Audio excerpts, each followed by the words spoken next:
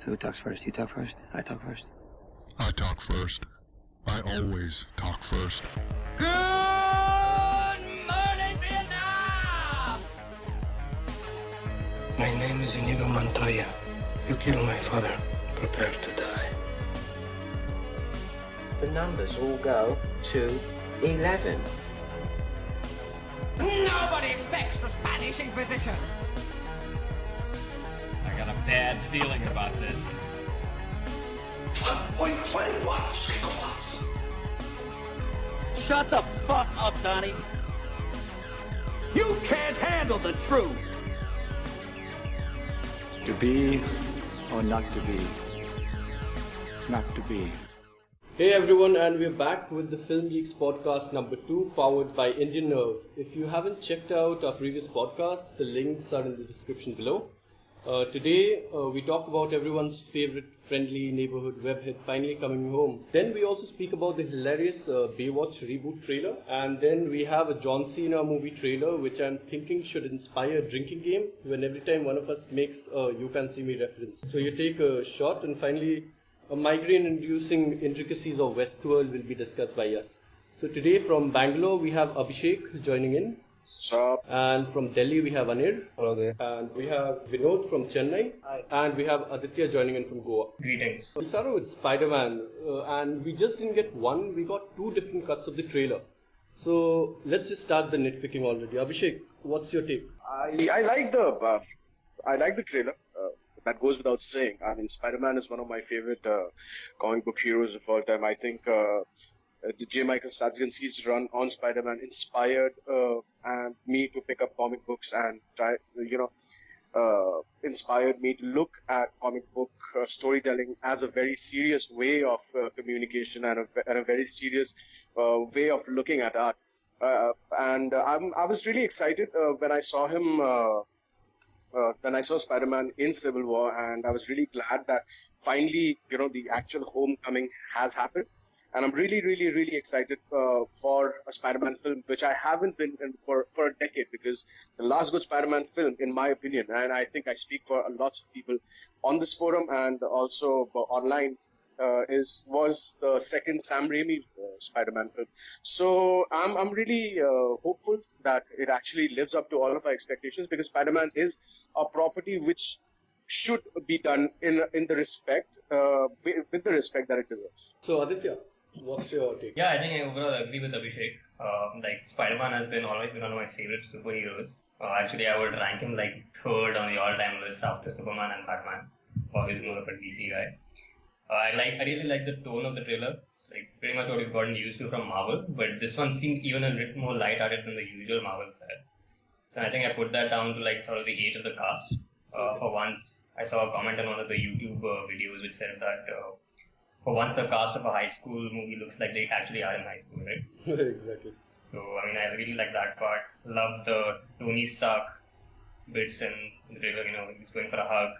He says that he's not really going for a hug, he's trying to open the door. That was really funny.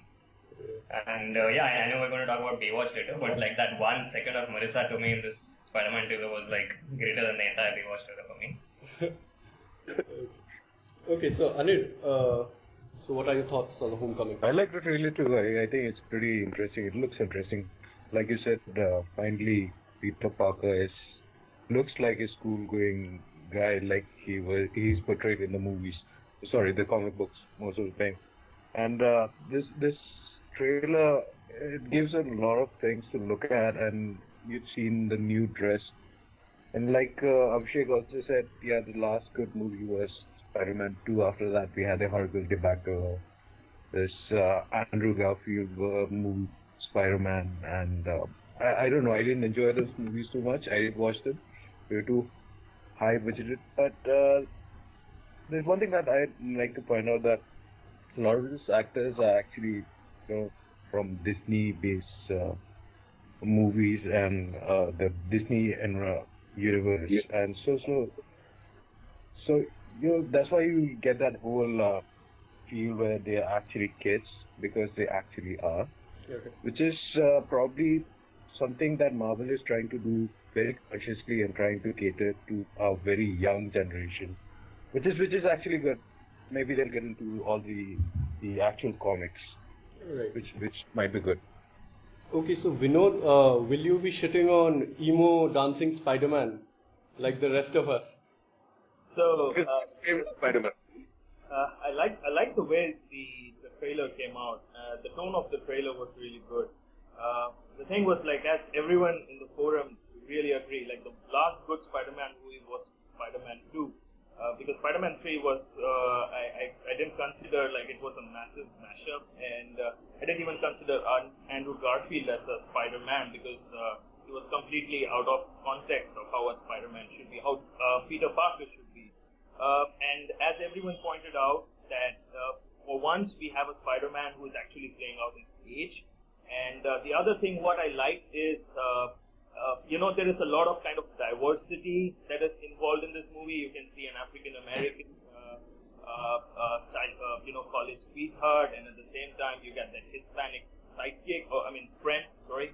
So it's really good over there. And also I can see Tony Stark playing like a hesitant kind of a guy. He was trying to be a bit protective about Spider-Man, but over here. So it's kind of good. I'm looking forward to it. And Tom Holland, he actually kicked ass in his like little cameo he had in Civil War. So I'm really looking forward to it. Okay. Also, the director, John Watts, this is his first major gig for a big budget Hollywood extravaganza. He previously directed a movie called Cop Car. I'm not sure if you guys have watched it. I would definitely recommend it.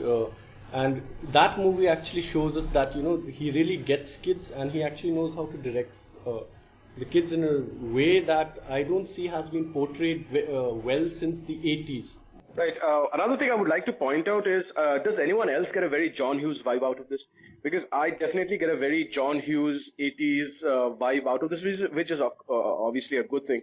And more importantly, I think John Watts, he has comedic chops because he has been directing some videos for Onion as well. And so if you guys haven't checked out the Onion News Network, I highly recommend that you do, because they do some amazing satire and some very, very, very good comedic stuff. So if stuff like Saturday Night Live and Mad TV is up your alley, then you would definitely love Onion News Network. So yeah, so I think the comedic chops are definitely there for this director. And also the choice of casting, like Vinod and Aditya and Arindam have mentioned, the casting is good. And I really hope that it's not too slapsticky. I mean, the fight sequences, whatever we saw, was amazing. And what everyone didn't mention yet is Michael Keaton. Right. Oh, yeah. Yeah. Batman playing Vulture in a Spider-Man film. It doesn't get any more meta than this. The guy, practically his last major role was Birdman, and he's literally playing a Birdman. So yeah. You live long enough to see yourself become a villain, right?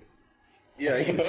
I was expecting Aditya to come with that joke, but yeah, you just shot the gun. Okay, so it's nice that you mentioned John Hughes, because his movies show the angst done well. It weren't those teens who, they were just showing angst for the sake of angst. Over here, I think he'll get the balancing of the high schooler and the superhero right, which Spider-Man books, that is the reason why everyone tends to gravitate towards Spider-Man, because everyone has a fair share of problems. And I thought they were doing that quite well. Also, the characters that you have mentioned, most of the characters in the movie, the cast, they haven't been shown in the trailer. Everyone's favorite, who was expected to be Miles Morales, they haven't revealed Donald Glover's role. There's Martin Starr in the movie, who you will love from Freaks and Geeks and Silicon Valley. And then there is Angry Rice, the girl from Nice Guys, who had the breakout role over there. She's playing Betty Brandt, who was supposedly Peter Parker's first girlfriend from the comics. She was the daughter of Ryan Gosling, I think, in that movie. But she was really good in that movie. Yeah, and then you also have Hannibal Buress as Coach Wilson. And the most surprising casting choice of all is Tony Revolori playing Flash Thompson. You might remember him as the Indian guy from the Grand Budapest Hotel. Yeah. So that had caused a lot of controversy. So I want to know, what are your takes on this entire race baiting thing? If anyone would like to jump into this. So I have mixed feelings about it. I mean, it's on the one hand, it's sort of more reflective of the society American society today, which is becoming very multicultural. Right. But on the other hand, I feel that that's not kind of the reason why a lot of people are doing it. It's more like to be politically correct, and I don't know. Probably Marvel is. I would give them enough credit for like not falling into that camp, but I feel like this whole race baiting thing, as you put it right now, is just getting a little over the top.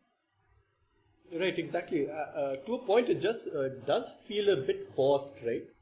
Because they have changed the race and the nationalities of almost every character over there. You know, you get for one or two, but for making it for everything, okay, maybe we might sound racist right now, but that is the actual thing that's happening. So, Anir, what's your take on this? So I'll be honest, I'm one of the few guys who always thought that Nick Fury should have been white. I don't know why, but it just struck. I don't like Samuel L. Jackson as Nick Fury. Then again, that's a personal opinion. But as I said, most of these guys are from the Disney universe, and you see these kids have grown up in that world, and they have a fan base which we don't relate to, but there is a sizable population that does, and so you see that they are trying to build a movie around catering to a certain audience, which might not specifically be us.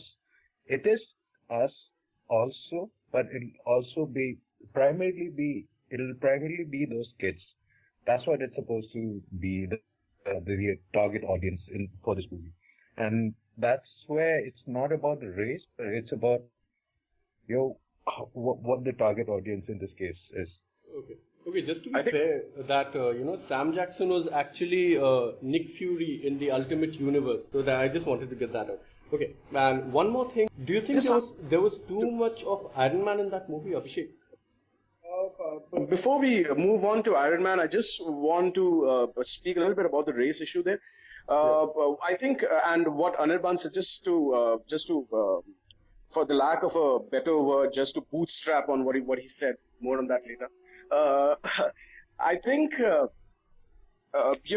when there's an argument that this movie is not for the 25 to 40-year-old demography, and it's more towards the 12 to 18 years old, one of the biggest movies in our lifetime, which got away with that excuse of making a generic bad movie and trying to pass it off as okay, fine, we made it for the kids. Probably that's why you don't get it. It's Star Wars. Right. I'm sorry to put Star Wars in every conversation, but it is that important in the world that we live in. But the last time that happened was Star Wars, and then you had movies like Ghostbusters, and then you had more products which came out over the past decade or so, which seems to me like a cop saying like, you're not the target audience, boss. We are not making these movies for you. People who even Teenage Mutant Ninja Turtles, right? I mean, the kids of a certain age love those movies, but I personally grew up with the Ninja Turtles, and I was like, the first movie sucked, the second movie was okay. So I completely understand where they're coming from. And about the Iron Man argument, do you think there was too much of Iron Man in the trailer? No, because you have to sell the movie, right? I mean, not everyone who watched the trailer would know who Ned Leeds is, or would care that it's actually a Marvel film and Spiderman is actually coming to the MCU and all of that. Spiderman, after all, right? Because the past decade or so, you have had 5 or 6 movies already featuring Spiderman. I think, what will probably happen is that the audience will go in expecting a lot of Tony Stark, and then they will bitch about the lack of Tony Stark in the movie. So what's your thought on that, Vinod? So the thing is, the movie is titled Spider-Man Homecoming, so I don't think so the audience should be focused or expecting Tony Stark to play a major role in the movie. And as the trailer suggests, it's like, the first cut, you can see Happy, they're asking him like what the hell is he wearing and all those things. So it's more like he's mentoring Spider-Man to accommodate with the current existence of all these kind of supervillains that coming over into the reality. So I think I would look into the Spider-Man movie as a Spider-Man movie, and I wouldn't say Tony Stark to play a major role. But again, they are showcasing some scenes in there where, the last scene of the trailer, Tony Stark and Peter Parker flying all around the city, it's actually sending out false vibes. It might be a team-up movie, right? Is that a bad thing, though? I mean, I don't think it's a bad thing. I mean, yeah, this is the first Marvel movie to feature Spider-Man, and Marvel Cinematic Universe is probably the second greatest franchise that we have currently. Yeah, so it's. I don't think necessarily it's a bad thing. Marvel know their audience and they know exactly what they're doing, and obviously Disney is making this movie, from what I understand, keeping a certain demography in mind. But then again, if the people who love serious superhero movies like The Winter Soldier and Civil War gravitate towards that movie, probably they're just playing it safe. And I don't necessarily think it's a bad thing. Marvel has been doing this a great job about this. They had a very smart way of explaining why Thor and Hulk were not involved in the Civil War, or why Tony Stark, to a great extent, was not involved in the Captain America, the second movie. They have always had these little Easter eggs with their end credit scenes, or even the DVD featurettes, or even they actually had this amazing thing which you love. I know you've been trying to convince me to love Shane Black's version of Iron Man, and they did a great job with All Hail to the King. I highly recommend you guys check that out as well. It's available on Vimeo. It's not on YouTube, but you should go out of your way to check that out. So they are doing a great job about explaining the appearances or disappearances of these major characters like an Iron Man, a Hulk, a Thor, or any of the Avengers for that matter. Now, I was just going to say that, I completely agree with that. And I also think that there might be like sort of a relationship building angle, because as we are like sort of now leading up to Infinity War, they want to try and build these small sub-relationships between various characters. And I have this theory, which is based on no evidence whatsoever, that like Tony Stark is sort of going to sacrifice himself for Spider-Man and like die in Infinity War. So that's, you heard it yourself. Exactly, because I have a friend called Imnak, whom you might have known from the forum. Shout out to Imnak. We were just discussing this yesterday, that it might be a clever way to indoctrinate Parker as the role of Tony's in his industry, because in the comics, Parker has his own industry called Parker Industries. Yeah. So what happens is that if Tony Stark tends to die, he will be the one taking over the company and be in the role of a young Zuckerberg sort of person. They might be doing that angle, because RDJ is 60 years old now? So he won't be playing that role forever. And that will be a fuck you to DC, because they try to do a Zuckerberg amazingly well, I might add, because Lex Luthor was the shit. I mean, it was the role of a lifetime. I would be shocked, surprised, and floored if he's not nominated for an Oscar. At least for a Filmfare award, at least. So, so that'll be like a final fuck you, You're like, you guys try this, see how we do it. This is how professionals do it. And I guess that can be the way, or alternatively, I think Spider-Man might die in Infinity War.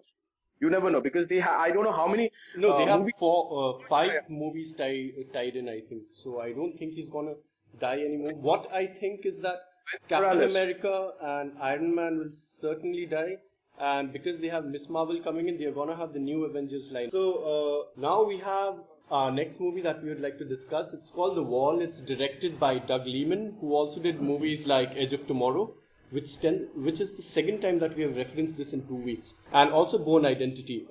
This looks like a much smaller budget movie, and in TV situations, this is what is known as a bottle episode, in which the scope is extremely limited most of the time to just a single set perhaps. And this has been utilized greatly in movies like Rope, 12 Angry Men, The Breakfast Club, Buried, and Phone Booth. And by the looks of the trailer, it might be added to one of those great movies. So Anir, what's your take on it? I watched the trailer and I found it very interesting. I don't associate John Cena with doing something very serious. I mean, when I say serious, I mean, I'm not talking about all those WWE tie-in movies that he does, but I'm talking more along the lines of what we saw in the trailer. So last role that he did was the movie with Amy Schumer that he did. I'm forgetting the name. I think it was Sisters. Yeah, and then he was super funny in that movie, and that showed that a different side of this guy. But I look at this trailer and I see John Cena in this role, and I assumed that it was not going to be a good trailer. I mean, that's what I assumed going in. But when I watched it, saw everything, and I've decided that I want to watch this movie really badly. Of course, it's got Doug Liman directing it, and which is always a great plus. As I said last week, Edge of Tomorrow is something that blew me away. I'm sure this will do the same. So Aditya, what's your take on your boy, John Cena? So yeah, that's what I couldn't understand. I mean, like, whom is Aaron Taylor Johnson talking to throughout the trailer? Okay, that's one. For sure. Yeah, I mean, but like seriously, I think it was a really interesting trailer. Almost exactly like you said. Those are like the exact 3 or 4 movies that came to my mind when I saw the trailer. I thought of Rogue, I thought of Buried, Phone Booth, and recently, I don't know whether you guys saw The Shallow, but that also was very right, exactly. Yeah, like a very minimalist sort of setting. And I think a lot of the times when you like take away a lot of those elements of environment, like you restrict the setting, it actually like gives you more room and like you try to get more out of the situation in terms of the storytelling. So I think a lot of those restricted scenario movies work really well. And given this guy's resume, like Edge of Tomorrow, and I think he directed one of the Bourne movies as well, right? Right, Bourne Identity. So yeah, I mean like it seems like a really good trigger, and it's actually a major role I think for John Cena. So I'm really excited to see what happens with him. Not, I mean, as a wrestling fan, having recently like sort of come around big time to the Cena bandwagon, like I would be disappointed if he were to transition full time in Hollywood, but at the same time, as like a film geek, I would be really excited also. I think this is his first dramatic role to this extent, right? I don't think he has done something like that. This is the second major dramatic role. First was that stupid wrestling movie where he was a high school coach and no one counts WWE movies, man. Come on. I count WWE movies as movies, man. Vince, man. I think Scorpion King was a WWE movie, right? No. I think it was. Yeah, I think it was one of the first WWE movies. So Vinod, what was your take for the trailer for The Wall? So we all know that John Cena has a good comic timing. So he was there in Trainwreck, the animated movie, and he was also there in Sister. He got good comic timing, and he's also going to be in Saturday Night Live this week. So I can't wait for that. Apart from that, so I didn't expect when I saw the trailer, I didn't expect John Cena to have an ongoing, a continuous role. But looking at the premise, it's a very low budget movie, I guess so, because there is no cast. It's just like Phone Booth. It's just like Aaron Taylor-Johnson and John Cena over there. And it's produced by Amazon Movies, who's been producing very good movies of lately. So I'm really looking forward to it. But again, it more or less looks like, as I've been reading in the forums, it more or less looks like Phone Booth set up in Iraq. So let's see how it goes. I guess Netflix and Amazon are like where currently the best quality that you'll find in terms of both shows and movies. They have a movie called Spectral coming out this week, I guess. I think it's already released. I'm not sure. It came out today. I checked on Netflix today. Right, it's like amazing, right? It's like Call of Duty meets Ghostbusters. So I'm not sure how they're going to do that, but I'm really excited. Because they are free from making all those decisions around, making a movie successful and then having a lot of ticket sales and everything. Because a movie is free from all of those expectations, and I mean, a person is bound to watch a movie, right? Adam Sandler movies used to be good. But now you won't go to see them in a movie theater. But now that he has a deal with Netflix, you'll eventually come around and watch one or two of his movies just because it's funny. That's heresy. Did you just call an Adam Sandler movie funny? I mean, I don't remember the last. Little Nicky. Yeah, Little Nicky was a classic. I don't know how many, very few people would agree, but I'm one of those fans. Ozzy coming out at the end. I love that movie. I think literally the only Adam Sandler movie I've ever liked is Punch Drunk Love. Like I've not like any other Adam Sandler movie I've seen. But that's a PTA movie to me. Yeah. An Adam Sandler movie has to feature Rob Schneider. If Rob Schneider is not there, it's not an Adam Sandler movie. That wasn't a Billy Madison movie. That's his production house, I believe. That wasn't a Billy Madison movie. I don't think it was attached in any other form in Punch Drunk Love, other than as an actor. He has a lot of movies coming up on Netflix. I think he has a 5 or 6 movie contract with Netflix. Thank God we don't have to see them. Oh God. but he was going to be cast into the role of the Beju instead of Eli Roth. That's really interesting though. I mean, yeah, can you just imagine him in a cutie movie? It's like mind-boggling, And I'm pretty sure that he would have nailed it as well. Yeah, I mean, when I think about it, actually, that would have been really good casting. Somehow it just fits when I think about that role and think about Adam Sandler. I think it was like a really inspired thought to put Adam Sandler in that role. Okay. So next off we have Baywatch. So this started like a trailer, like it would be a gritty reboot, but then midway they swerved off. And it's more of a Jump Street movie, right? And So Vinod, did you enjoy Piggy Chops? Where was she? Oh yeah, she was there for a blink and miss role in the trailer, right? So, the trailer was hilarious. It was really funny. The Rock is really going places, man. Like, he is one of the most bankable actors right now in Hollywood. You take him from anywhere, he's doing Jumanji, he's doing this, and he's probably doing a lot of other stuff. He has his own channel in YouTube, so he is the guy in the Hollywood right now. Zac Efron, I kind of hated him when I was like this little guy watching his shows and Disney movies and stuff like that. Oh, that guy can act too. He has turned his career around, right? With movies like The Neighbors and like the raunchy comedies. Yeah. Totally opposite of what he was playing in those Disney roles. Exactly. And there was this, I'm not able to come up with that name. It's like something called The Woe or something. It stars him as a war veteran. It's a good movie, but it somehow drifts down the line. It's not a complete good watch. So that's there, and then you got Alex Daddario, if you remember from True Detective. Everyone remembers her from True Detective. Okay, so Abhishek, what was your take on it? Yeah, I would have loved. I liked it. I would have loved it if they would have named it anything else but Baywatch, because I love Baywatch. The Anderson years only. But yeah, the first season, I was a huge fan of the first season. I remember you and I, we used to like, not you, but mostly me, wait for everyone to go for dinner and watch it on Saturday. It was pretty epic. And I'm a huge fan of The Hawk as well. So I guess he's going to make an appearance, which is kind of cool. And I really hope that. They didn't give that away, and it should have been like a really cool nod to the fans, just like in 21 Jump Street where they cast Johnny Depp in the entry. Yeah, that would have been a really cool moment if they didn't give it away. Also, I think this is a very funny trailer. I don't know why it's getting so much hate online, though. There's been a lot of it's getting a lot of hate online. If you go to Reddit, people are kind of divided about it. There's this entitlement, right? That it has to be my way or no way at all, right? You can't please everyone. Deepika Padukone versus Priyanka Chopra war goes on to the next level now because she is starring, and here Priyanka Chopra, with all her Hollywood wheelings and dealings, is relegated to making shitty vines with Jodie Foster and cameoing in a rock movie where no one will give two shits about her, which is a good thing. It looks great. I'm really excited for this movie. I'll probably watch it in theaters. But yeah, it's a very cookie cutter Hollywood comedy movie. And Zac Efron is my boy. I love the guy, so he's amazing. Okay, so Aditya. Yeah, I didn't really love the trailer. I didn't hate it also. I thought it was fine. Like, I didn't find it particularly funny or interesting. It was okay. It's not, like, I would be really surprised if this gets, like a really high RT rating, for example. I don't think it's going to be in the league of 21 Jump Street or 22 Jump Street for that matter. But it's just like a very niche reaction. I could be completely wrong.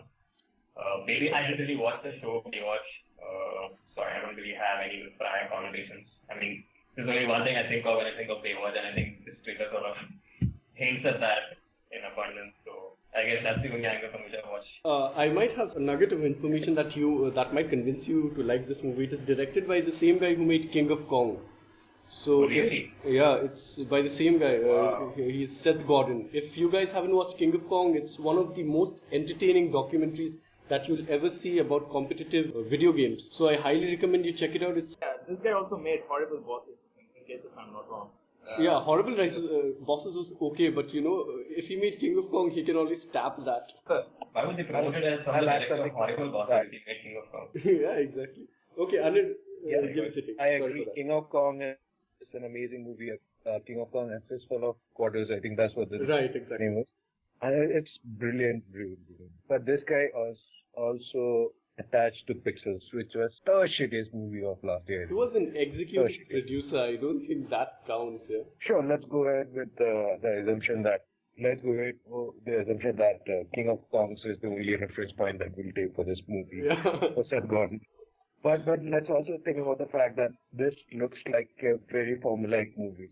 It's got it down to the point. I mean, it is going to be one of those formula movies, and there's no way we can deny it. It looks funny. I can't deny that, but it'll have everything. Action. It'll have Alex Daddario, who we all want to see for various other reasons that we might all know. True Detective, for one. But then again, something that you'll watch, but it'll have no recall value. It's something that you would not want to watch twice, and so I'm not really sure whether what I want to do with this movie, whether I want to watch it or it's something that I'll watch after maybe a year or so because I have nothing left to watch. I guess for us in India, it would be a wise choice to watch it in theaters because it is going to be horribly edited by a censor board. And it is an R-rated movie. Yeah, I guess they are not really R-rated movies then, are they? Okay, so lastly we come to Westworld. We have just finished watching the finale over the course of the week, and the original, it is based on a Michael Crichton movie in 1973. And I think Michael Crichton probably hates theme parks because whenever his name is attached to a theme park, terrible things happen. He wrote Jurassic Park. J.J. Abrams actually wanted to make a movie out of it in the 90s. And at one point of time, even Tarantino was attached to direct it. So now when you think back, Django could have actually been a Westworld remake. It would be a black man living out his fantasies. That is possible. I know, sorry. Okay, so HBO got Jonathan Nolan and his wife Lisa Joy Nolan with the help of J.J. Abrams and his frequent collaborator Brian Burke to bring the remake to life. So Aditya, did the finale meet your expectations? Well, I mean, that was like a hell of a finale. I mean, my mind is still reeling. I mean, like I had been reading about it, and I think a lot of theories were things that people had guessed. I mean, personally, I didn't get any of them. I don't know how people picked up on a lot of those subtle hints, but those 3 or 4 major theories that, various fans have speculated on, they all more or less turned out to be right. I think there were some surprises as well also, like the fact that maybe, this is going to be spoilers, right? Yeah, just a full spoiler discussion. Exactly. So the fact that Maeve's escape was like a storyline, that was a big surprise, I think. But just the way that the finale was constructed, 90 minutes, it was just phenomenal. I mean, I really loved it. And I'd actually go out on a limb and say that this is actually a stronger first season for Westworld than even Game of Thrones.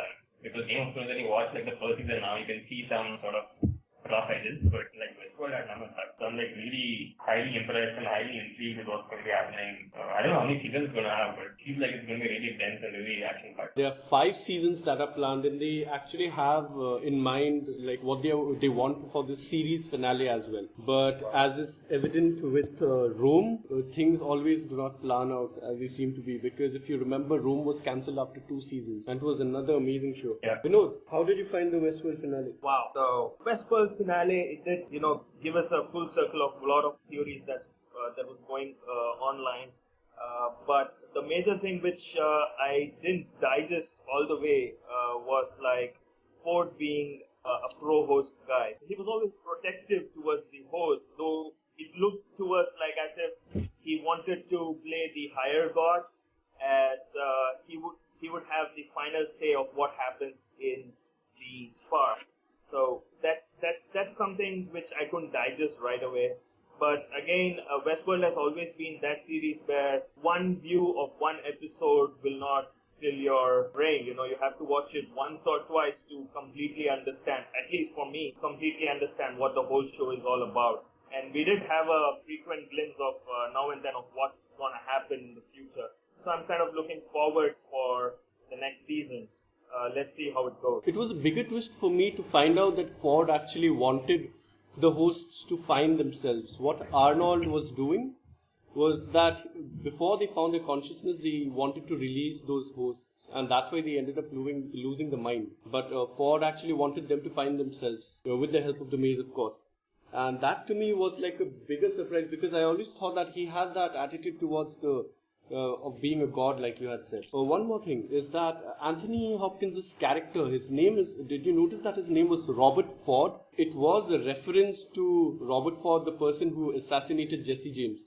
Yeah. There's also There's a whole theory about all the names out there.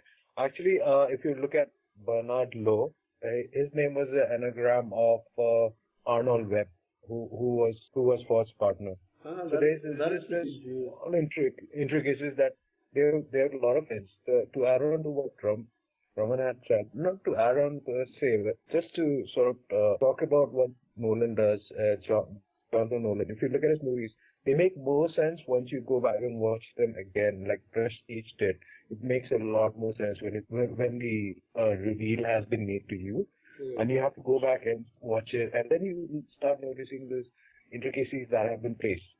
for example, if you look at it, how many of you guess that there were multiple timelines going on? I didn't, but it was unfortunately it was spoiled for me. Yeah, exactly. That's the thing. The internet has played a big part in spoiling this. A lot of the series. I mean, it would have been amazing if I didn't read any of the spoilers beforehand or the fan theory. Right, the theories are like spoiling the experience for us, you know. Exactly. I for next season, I'm not going to read any of the fan theories because to a large extent, I think I knew what was going on before it actually happened. Right. I would have enjoyed it way more. But then when I look back at it, there were a lot of hints, like Ford being co-host was something that was being planted throughout. If you look at the first scene when they actually introduced Ford, he was sitting in the basement where they keep all the decommissioned androids, and he's sitting and he's reminiscing with this old guy. And you don't do that if you're not slightly thinking about what's happening around you and you're more cognizant of what you're going to do with all of these androids. It cannot be just because he never looked like the kind of guy who was just trying to run an empire and bring people and give them those experiences. It looked more like he was in control, he knew what he was doing. So I always had a doubt that he was going to be somebody who was going to lead the host towards the eventual freedom. But the one thing that was amazing was the Men in Black and William them being the same person. Exactly. That was the holy shit moment. And I also realized that, you know, when the moment that he steps into the Westworld, he chooses a white hat. So I was just like, you know, watching some of the scenes. And I realized that when he enters the world, like, it shows his naivety. It's very clever writing. He picks up the white hat. Things like that. And then in the end, when he realizes what he's supposed to do, he picks the black hat from that dead person. Yeah. So they're like tiny bits of hints that, you know, like, for example, the title of the episode was The Bicameral Mind, I think. Yeah. And which literally means like two chambers, and which lends itself to consciousness, like speaking and listening. And that is consciousness by definition. And that is, her, Dolores, she thought that she was hearing Arnold, but it was actually herself and her old memories triggering it. So actually, there's a very interesting, the bicameral mind. I mentioned this in one of the reviews that I did in one of the episodes. Right. Bicameral mind is actually a really fascinating thesis in psychology, I think, which says that according to the bicameral mind theory, like as far back as like 2,000 years ago, the connection between the right and the left brain wasn't very well developed, and so voices, like, for now when we think in our own heads, we know it's our voice, but for like our 2,000-year-old ancestors, they perceive the voices coming from somewhere else, almost like a hallucination. And there's some very interesting, like the person who put forward this theory had some very interesting evidences to back this hypothesis up. Like, for example, I think it's the Iliad and the Odyssey, right? The books which are written by Homer. By Homer. So in those, there are no internal monologues as such, apparently. It's almost as if they're hearing voices from somewhere else. So it's a very controversial theory, but I think they played that part up very well, as you said, like voices from the gods and things like that. Like I said, 5 seasons are being planned. So Abhishek, what do you think the next season will lend itself to? And also, we saw a tiny glimpse of Samurai World. So do you think, like, you know, they will explore the other worlds which are there? Yeah, I definitely think apart from Samurai World, we'll also get Jurassic World because it's Michael Crichton. So, very serious. I think we'll also have Jurassic World there somewhere with a version of Chris Pratt. Because, you know, look at it, okay? I mean, jokes aside, doesn't Richard Attenborough's character from the original Jurassic Park remind you of Anthony Hopkins? It's basically the same guy with the God complex, right? And Richard Attenborough was in the original Westworld movie as well. So there you go, more dots. My theory, my stands. I've been a huge fan of Anthony Hopkins ever since I watched him. My first Anthony Hopkins movie, I think, was Silence of the Lambs, way back in the day, and I've been a huge fan of his work since. He has a very iffy roles here and there. Probably the guy has a lot of debt, but he is an amazing actor, and I think his Severus Snape heel to face turn was one of the best reveals that I've seen over the past 5 years or so.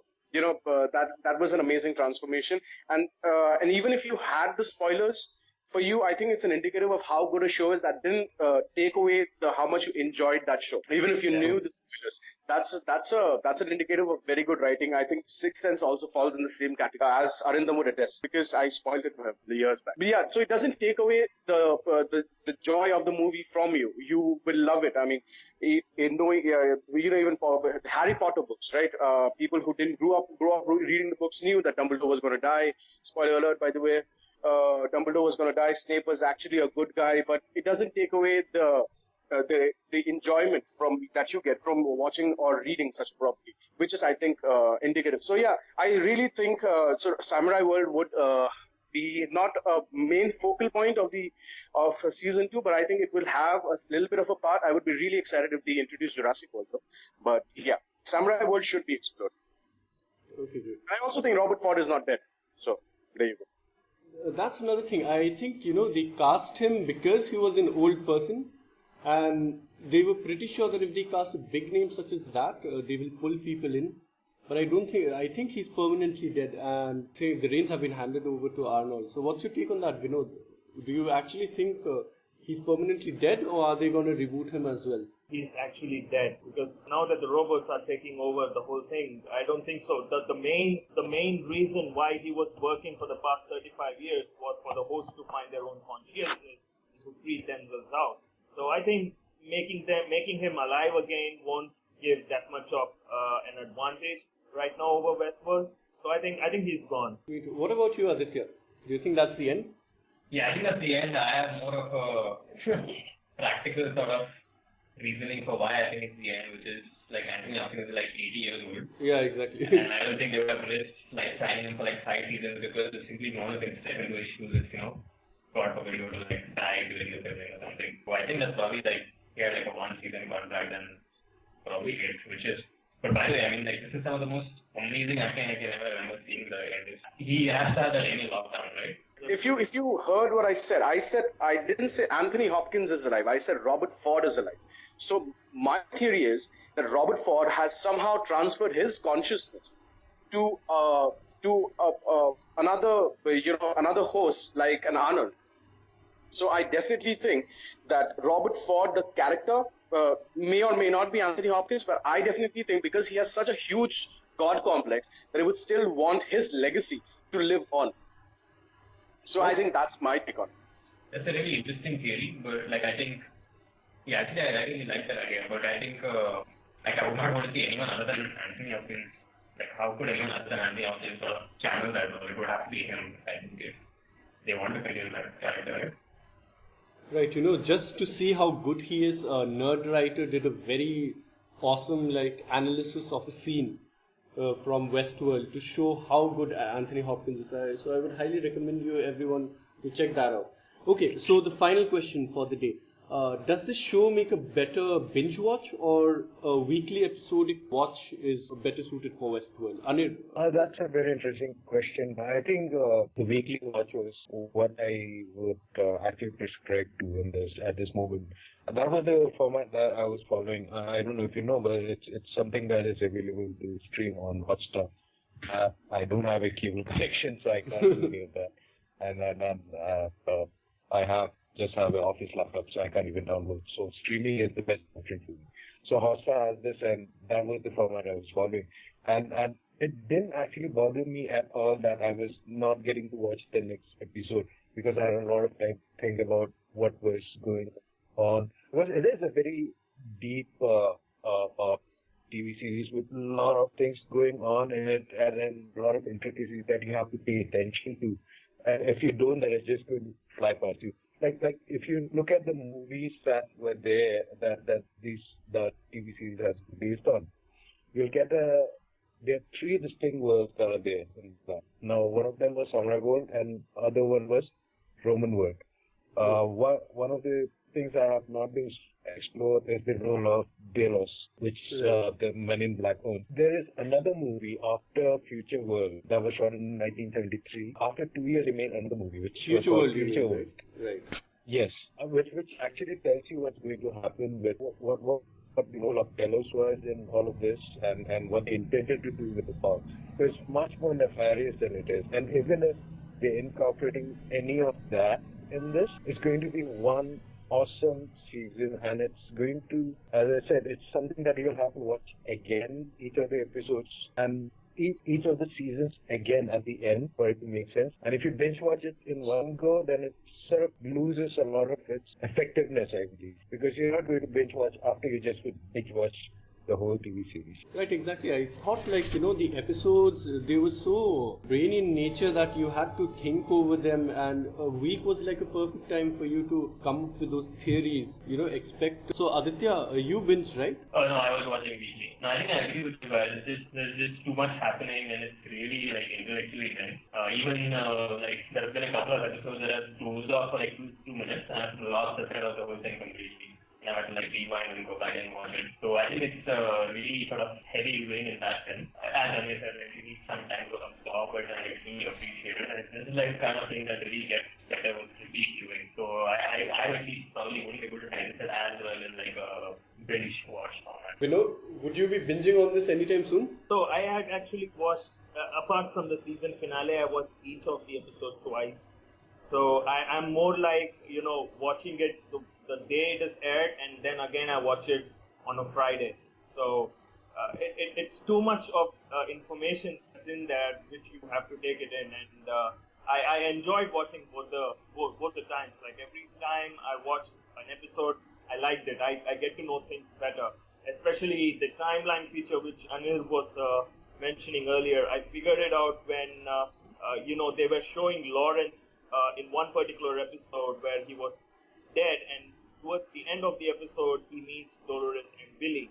So it kind of tells you that there is a gap in the timeline. And also if you notice really closely, I stumbled upon one of the spoilers.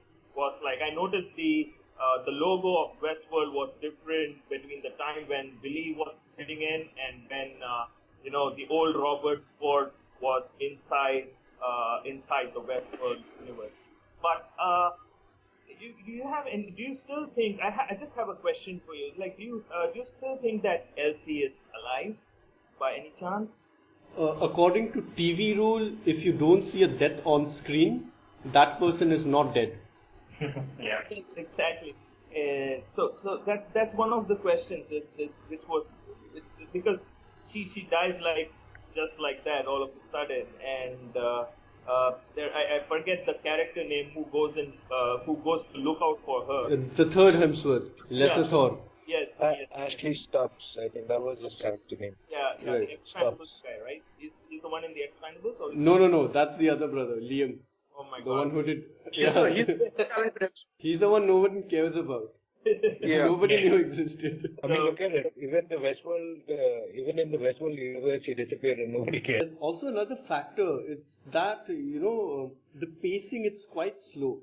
And if you binge on it, you are going to get bored. No matter how good a show is, if the pacing is not really fast, like say Breaking Bad or shows like that, it does tend to drag. The same problem is with Walking Dead. You need to watch shows like this on a weekly basis. I think Abhishek would also attest to that because he has binged on both these shows. So Abhishek, what's your final take? I think we can't compare something like a Walking Dead with Westworld. No, just the pacing. Just the pacing, yeah. Because Walking Dead, I think when it wants to be fast in one episode, it can be extremely fast and it can be extremely slow. The same is true about Breaking Bad as well. If you look at an episode like Felina, it's deliberately slow and in some scenes, or even Ozymandias is one of the greatest 45 minutes of television I've ever watched. There are scenes which are deliberately slow to build up the tension, the atmosphere, and then it goes at a breakneck speed. What is similar between Westworld and this recent movie Arrival is they are deliberately slow, all right? Slow to the point that if you have not watched shows such as this, you will not get into this show. I watched it like everyone pointed out earlier, I binged on it. I mean, I was watching today since 11 o'clock, and I just finished it around about 9:30. And there were times I was just speaking with Arindam offline, and there were things which I didn't catch, and he had to explain certain things to me because and there are certain aspects of this show which is a blink and a miss. So you have to be very, very careful. I would like to, use a culinary reference here. If other shows you watch, like How I Met Your Mother or something like Suits, if they are like hamburgers, this is like a very well-made steak. So you need to take little bits of it in to completely understand the taste of the entire show that. So with that, I'd like to end today's show. Thank you all for coming. And about next week's show, I think we have Bill Murray who would like to sing a song. Star Wars, nothing but Star Wars. Yes, we're reviewing Star Wars Rogue One on our next show, so stay tuned for that. I would like to thank Abhishek, Aditya, Anir and Vinod for joining us today. Click on the description for the links to the various things that we've discussed. If you like what you are doing, like this, share it with your friends, and most importantly, subscribe. Visit us at indiannerve.com if you want reviews for the latest gadgets, TV shows and movies. You can also follow us on social media. The links are given in the description. Darth Vader in that black and evil mask. Did he scare you as much as he scared me? Ah! Star Wars! Those near and far war! My seventh winner up here!